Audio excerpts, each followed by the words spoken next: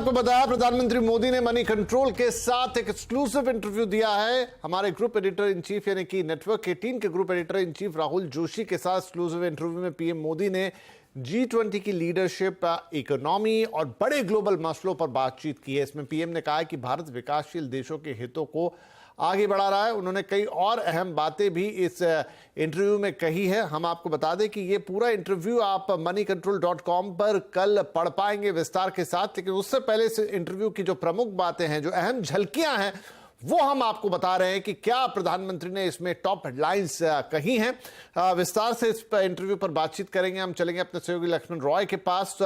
तो लक्ष्मण, एक एक करके हम यहाँ पर बातचीत करेंगे। तो सबसे तो जो ये इंटरव्यू है वो अहम है, वो G20 का जो पूरा सम्मेलन है, जो भारत की मेजबानी है, उसके इर्द गिर्द बहुत सारी बातचीत हुई है। क्या कहा है प्रधानमंत्री ने G20 में भारत की लीडरशिप को लेकर? देखिए, प्रधानमंत्री के इस इंटरव्यू में G20 के मुद्दे पर खास फोकस था और उनका साफ तौर से कहना था कि पिछले 9 साल से मोदी सरकार ने भारत में जिन सिद्धांतों का पालन किया है, सबका साथ, सबका विश्वास, सबका विकास और सबका प्रयास, और इन्हीं सिद्धांतों का पालन दुनिया के साथ रिश्ते बनाने में भारत कर रहा है। यही वजह है कि पूरी दुनिया का भारत में भरोसा काफ़ी ज़्यादा बढ़ा है और इसी सिद्धांत के साथ G20 की अध्यक्षता भारत अपने पास लाया है। और प्रधानमंत्री मोदी ने यह भी कहा कि भारत का यही अप्रोच काम आया। जब भारत ने अपना एजेंडा रखा G20 को लेकर के, तो सभी देशों ने इसको स्वीकार किया, क्योंकि सभी देशों को पता था कि भारत विश्व के दुनिया के जितने भी मुद्दे हैं, विवाद हैं, उनको सुलझाने के लिए काफ़ी सकारात्मक और सक्रिय भूमिका निभाएगा और सक्रिय अप्रोच रखता है। और उन्होंने ये भी कहा अपने इंटरव्यू में कि जब भी दुनिया के नेता उनसे मिलते हैं तो उनको एक भारत के प्रति एक उम्मीद दिखती है। उनको पता होता है कि भारत के 140 करोड़ जनता में काफ़ी ज़्यादा क्षमता है और आने वाले दिनों में भारत का भविष्य काफी उज्जवल रहने वाला है। G20 को लेकर एक महत्वपूर्ण बात उन्होंने कही कि G20 में जितने देश शामिल हैं उनकी बात तो होती है, लेकिन भारत अध्यक्षता करते वक्त विकासशील देशों की अगुवाई यहां पे कर रहा है, विकासशील देशों की बातों को यहां रख रहा है। वो ऐसे विकासशील देश जो G20 में हिस्सा नहीं भी ले रहे हैं, G20 के सदस्य नहीं भी हैं, उनकी बात भी भारत आगे रख रहा है, क्योंकि दुनिया के विकास में विकासशील देशों की भूमिका काफ़ी बढ़ चढ़ कर सामने आए। इन्होंने एक खास क्षण का इस्तेमाल किया और कहा कि ट्राइगो जो है, यानी पहले जो G20 की अध्यक्षता कर चुके हैं, अभी जो अध्यक्षता कर रहे हैं यानी कि भारत, और अगले जो अध्यक्ष बनने वाले हैं, तीनों विकासशील देश हैं। यानी इस बात को प्रमुखता से दिखाया जा रहा है कैसे G20 के अगुवा विकासशील देश बन रहा है। तो इन सारे मुद्दों को लेकर के G20 की महत्ता बताई और भारत की अध्यक्षता की अहमियत क्या है, ये उन्होंने बताई पूरे इंटरव्यू में। जी, इसके अलावा लक्ष्मण, प्रधानमंत्री ने काफी डिटेल में जो ग्रोथ है, जो विकास है और जो इंक्लूसिव ग्रोथ है, और सिर्फ भारत नहीं पूरी दुनिया के लिहाज से वो बात कर रहे हैं यहाँ पर, उसकी बात की है। साथ में रिफॉर्म्स की बात की है। ये दोनों बहुत अहम मुद्दे हैं। इस पर प्रधानमंत्री ने अपने इंटरव्यू में क्या कहा है? देखिए, ग्रोथ को लेकर प्रधानमंत्री ने साफ तौर से कहा कि जो ग्रोथ भारत में आपको देखने को मिल रही है, वो ग्रोथ सिर्फ भारत तक सीमित नहीं है, वो पूरी दुनिया के लिए ग्रोथ है।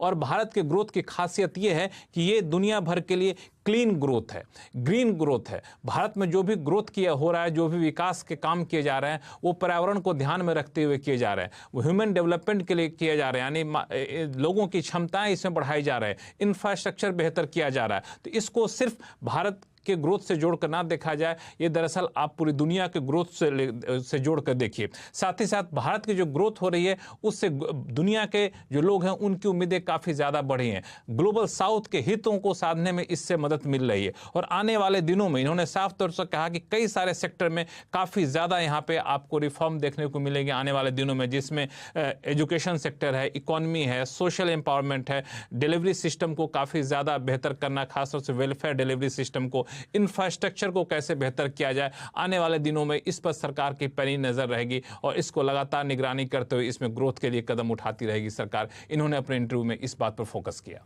जी, तो ग्रोथ और रिफॉर्म पे बड़ा फोकस रहा प्रधानमंत्री का। इसके अलावा लक्ष्मण, उन्होंने महंगाई की भी बात की है और उन उपायों की भी बात की है कि जो सरकार वक्त वक्त पर उठा रही है, क्योंकि एक ग्लोबल फिनोमेना है इस वक्त महंगाई का, लेकिन भारत उस पर कहां खड़ा और पूरी दुनिया कहां खड़ी है, वो भी उन्होंने बातचीत की है। क्या कहा है?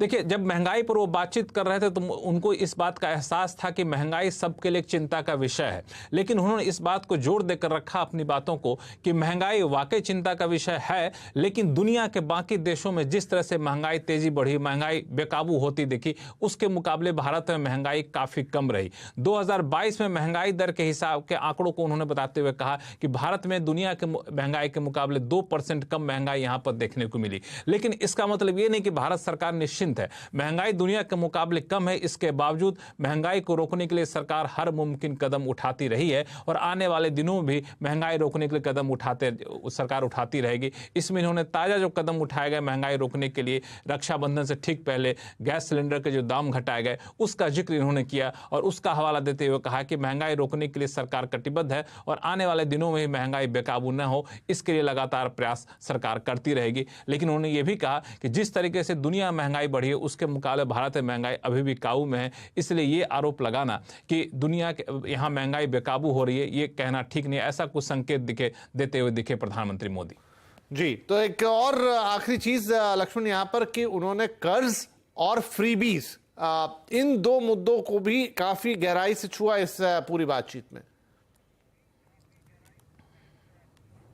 बिल्कुल, यहाँ पे कर्ज और फ्रीबीज को लेकर के मुझे लगता है कि उनकी चिंता बहुत गहरी चिंता थी। उन्होंने कहा कि अलग अलग प्लेटफॉर्म पर भी हम इस चिंता को जता चुके हैं और इसको देखना चाहिए, क्योंकि अगर दुनिया के किसी भी देश में किसी भी कोने में आर्थिक संकट होता है तो वहीं तक सीमित नहीं रहता। आजकल दुनिया इतनी तेजी से फैलती है खबरें कि दूसरे देश भी तक खबर पहुंच जाती है और फिर दूसरे देश इसको लेकर सतर्क हो जाते हैं। कहीं ना कहीं उनके मन में श्रीलंका जैसे हालात की भावना थी कि वहां पर जिस तरीके से आर्थिक संकट हुआ उससे बाकी देश भी सतर्क हो गए और उनका साफ तौर से कहना था कि फ्रीबी जैसे चीजों से तत्काल भले ही फायदा दिखता हो लेकिन आगे चलकर इसका काफी ज्यादा नुकसान होता है। इसीलिए वित्तीय अनुशासन रहना चाहिए, वित्तीय रूप से गैर जिम्मेदाराना कदम नहीं उठाना चाहिए और इस बात को हर किसी को समझना चाहिए। हालांकि उन्होंने इस बात पर संतोष जताया कि अब धीरे धीरे जनता भी इस चीज को समझ रही है, यानी फ्रीबीज के नुकसान कितने होते हैं ये भी जनता समझ रही है, वित्तीय रूप से गैर जिम्मेदार होने के नुकसान क्या होते हैं ये भी जनता समझ रही है। लेकिन इस वक्त इनका यह कहना कि फ्रीबीज से काफी ज्यादा नुकसान होता है, एक तरफ से इशारा इस तरफ भी कर रहा है कि चुनाव अब आने वाले हैं, चुनाव से फिर पहले कई राज्य अपने यहाँ फ्रीबीज की घोषणा करते हुए दिखेंगे, तो ऐसा करने से बचना चाहिए। एक नसीहत देते हुए प्रधानमंत्री अप्रत्यक्ष तौर पर इस इंटरव्यू में दिखे।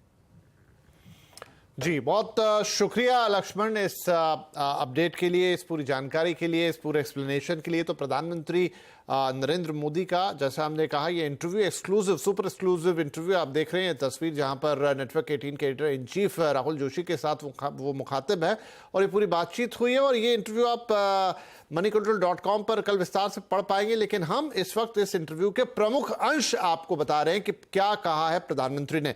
कुछ देर पहले हमने इस इंटरव्यू पर ही हीरानंदानी ग्रुप के एमडी निरंजन हीरानंदानी से भी बातचीत की और उन्होंने कहा कि पीएम मोदी के नेतृत्व में हमारा देश आगे बढ़ रहा है, देश में हेल्थ और सोशल सेक्टर में काफी प्रगति की है और महंगाई भी काफी हद तक कंट्रोल में आई है।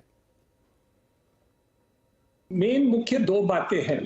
एक, जो इंडिया की, भारत की जो तरक्की हो रही है, जीडीपी ग्रोथ हो रही है, लोगों के लिए हम जो उन्नति प्रगति कर रहे हैं उसमें हमारा देश आगे बढ़ रहा है। बियॉन्ड रीजनेबल डाउट हम समझ सकते हैं कि आज के तारीख में we have won the battle against problems जो हमारे देश को नीचे खींच रहे थे।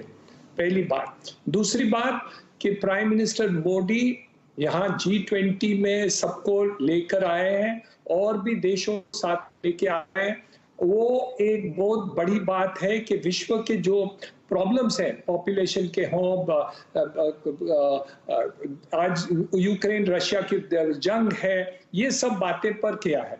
लेकिन उनका फोकस कहाँ रहा है कि जो देश में भूख है, जहां हमारा देश हम उसको पूरा कर पाए हैं, हम सबको खाना दे पा रहे हैं, इसके कारण हम जो हमारे पॉपुलेशन 100 करोड़ की है उनको आज के तारीख में स्किलिंग करने के बाद हम ये ऑप्टिमिज्म देख सकते हैं, पॉजिटिव व्यू देख सकते हैं कि हमारे देश की हेल्थ, एजुकेशन और सोशल सेक्टर में जो प्रगति हम करना चाहते हैं, हम पूरा विश्व में ये बांटना चाहते हैं। जैसे कोरोना के समय पर हमने कैसे वैक्सीन सबको दिलाए, आज हम ये इन्फ्लेशन का कंट्रोल कर पा रहे हैं, हमारे देश में प्रगति हम कर रहे हैं, इंफ्रास्ट्रक्चर हम डेवलपमेंट कर रहे हैं, लेकिन हम पूरे विश्व को इसमें साथ में शरीक करके हम करना चाहते हैं। तो ये बहुत बड़ी बात है। वो कह रहे हैं one earth, one family, one future. Future ऐसे नहीं है कि हमारे देश की प्रगति हो और दूसरे देशों की प्रगति नहीं हो। ये बहुत बड़ी बात है। G20 के लक्ष्य में आप देखा जाए तो ये एक सबको साथ लेके जाना चाहते हैं। तो मेरे अंदाज से प्रधानमंत्री मोदी जी का ये G20 का जो मकसद रहा है वो है कि सबको इकट्ठा करके पूरे विश्व में एक इन्फ्लुएंस कर सके। जहां यूनाइटेड नेशंस हम पहुंच नहीं पा रहे हैं, जहां यूनाइटेड नेशंस जो ये मकसद से बनाया गया था कि हमारे विश्व में कोई जंग नहीं हो, वो नहीं कर पा रहे हैं। वो चाहते हैं कि एटलीस्ट ये सेंटर पर इतने देशों के साथ हम एक ऑब्जेक्टिव को पूरा कर सकते हैं। और मेरे अंदाज से वो लीडरशिप जो दिखाई है वो उनको बधाई देना चाहता हूं, क्योंकि ये लीडरशिप एक अलग ही लीडरशिप है जो ईस्ट एंड वेस्ट, नॉर्थ और साउथ को सबको मिलाना चाहता है। ईस्ट और वेस्ट, रशिया को भी साथ में रखना चाहते हैं, अमेरिका और यूरोपियन नेशंस को साथ में रखना चाहते हैं, डेवलपिंग नेशंस को साथ में रखना चाहते हैं, और जो पीछे नेशंस हैं, जो अफ्रीका के जो नेशंस हैं, उनको भी साथ रखना चाहते हैं।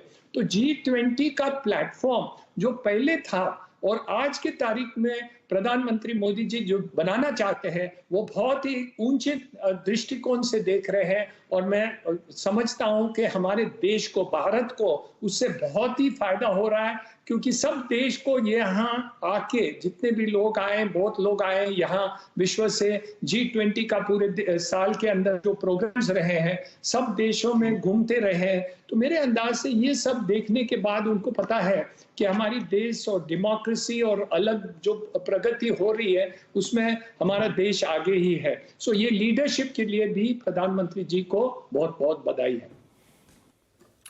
तो प्रधानमंत्री मोदी का ये इंटरव्यू, इसका पूरा एनालिसिस आप देख सकते हैं आज आवाज अड्डा में शाम 7:57 पर। मैं आपको एक बार फिर बता दूं सभी दर्शकों को कि ये पूरा इंटरव्यू आप कल पढ़ पाएंगे moneycontrol.com पर, लेकिन उसके जो बड़े अंश हैं, जो हाइलाइट्स हैं, उनका एनालिसिस हम करेंगे आज 7:57 पर आज के आवाज अड्डा में।